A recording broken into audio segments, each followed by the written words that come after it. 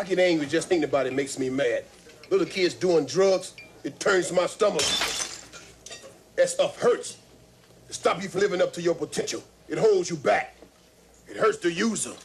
It hurts his family. And it hurts his friends. I just want to shake some sense into you kids that are using drugs and thinking about using. So remember, don't, or else. Yeah, yeah, yeah.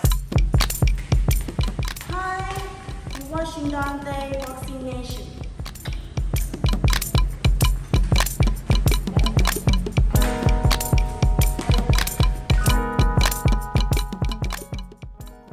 Dante's Boxing Nation, what's going on, guys? So the Juice Crew continues to fall apart. Ryan Garcia just recently left the Juice Crew. Oscar Valdez is about to fight Shakur Stevenson in this next fight. And now you have Julio Cesar Martinez that just got completely dominated by Roman Chocolatito Gonzalez. And just in case you haven't been following the news, the reason why I call them the Juice Crew is because everyone on Eddie Reynoso's team, including Canelo Alvarez, at least almost everyone, has tested positive for steroids, for PEDs.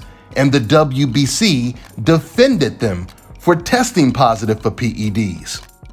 Now let's talk about what just took place in this fight. Roman, he wins by unanimous decision. Roman, he dominated every aspect of the fight. Not to say that Martinez wasn't fighting back. He did a good job fighting back. He was just getting completely outboxed, outmatched, and he was outclassed. Roman was walking him down. And if Roman would have invested in more body shots, he would have stopped Martinez. He was doing a little bit too much head hunting, and that's the reason why Martinez, he survived the entire 12 rounds. It's pretty ironic because a lot of people, including a lot of DAZN's own analysts, they predicted that Martinez was just gonna blow away Chocolatito Gonzalez. But if you know boxing, then you know outside of a puncher's chance, a fighter like Martinez is tailor-made for someone like a Roman Gonzalez. Roman Gonzalez, as crazy as it sounds, his style is really similar to a Gennady Golovkin. You know, he's more of a technical, aggressive fighter. When it comes to Martinez, he's just a wild punching fighter that has no defense.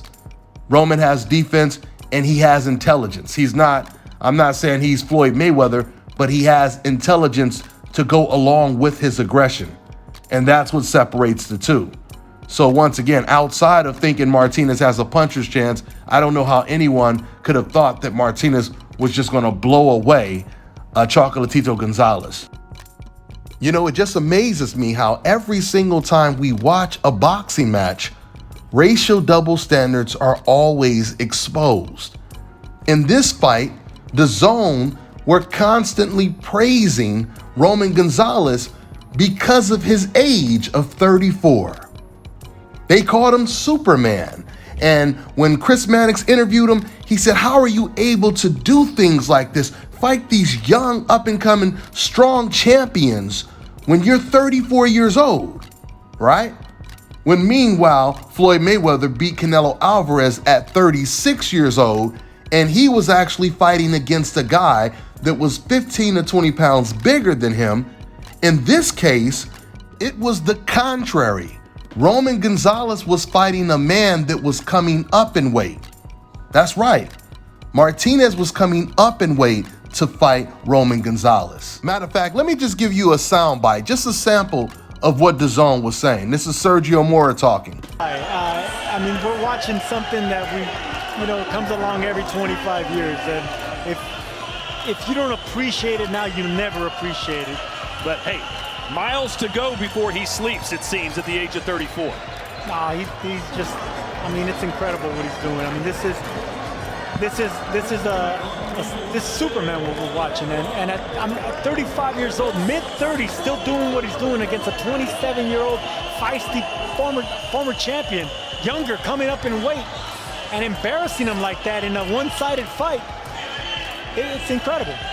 And like I said, guys, following that, Chris Mannix, he interviews him, and then he says to Roman Gonzalez, how are you able to do things like this at 34 years old?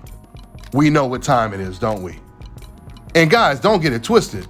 This is not to say it's not impressive, because it is impressive to do things like this at 34 years old.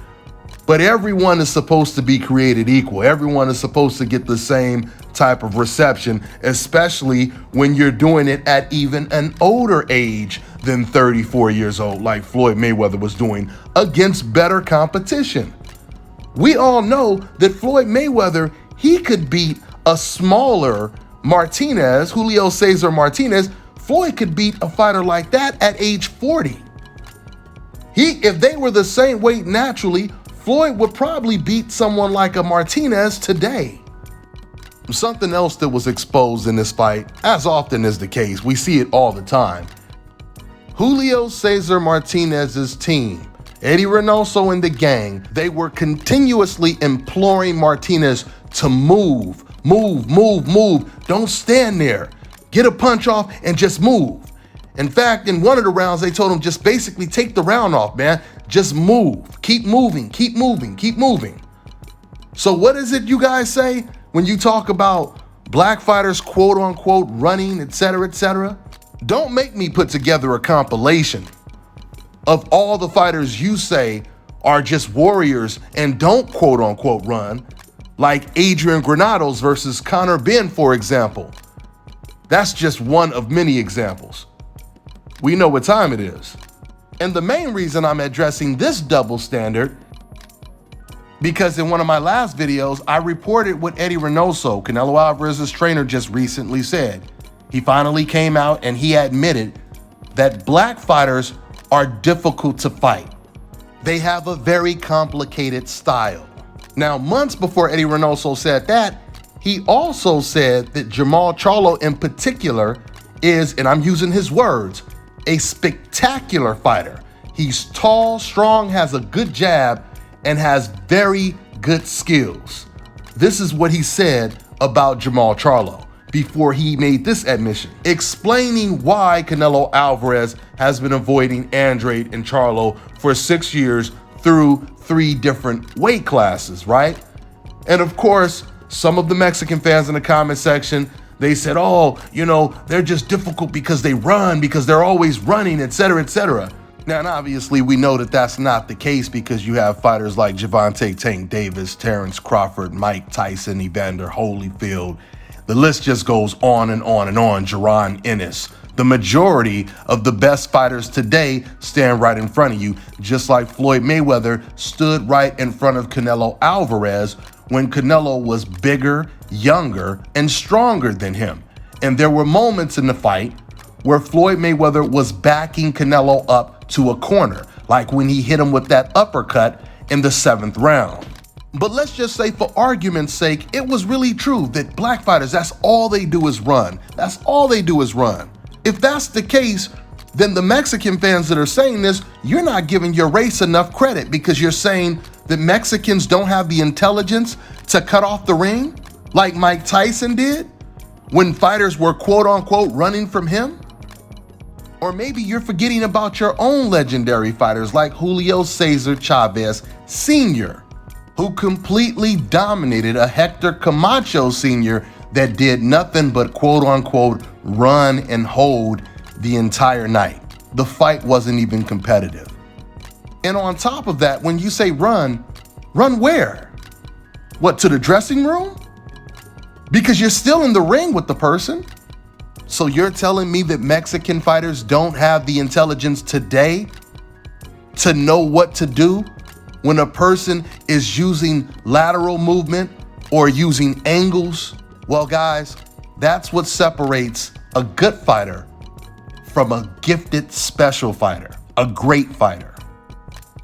Fighters like Terrence Crawford, Errol Spence, even Floyd Mayweather had opponents that did nothing but move in the ring, and they knew exactly what to do and got the job done. Speaking of getting the job done, Canelo sure knew what to do when Amir Khan and Caleb Plant was quote unquote running, right?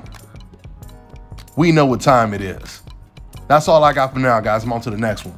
All right, now check this out, guys. If you're looking to repair eczema scars, burns and bruises, dark spots and blemishes, then this right here is the perfect product for you guys. It's called Elo Diki Face and Body Oil. Athletes and top-ranking boxers, they're also using it after training to reduce swelling, inflammation, and to ease the pain. So get yours today. Go to elodiki.com, like them on Facebook, and follow them on Instagram.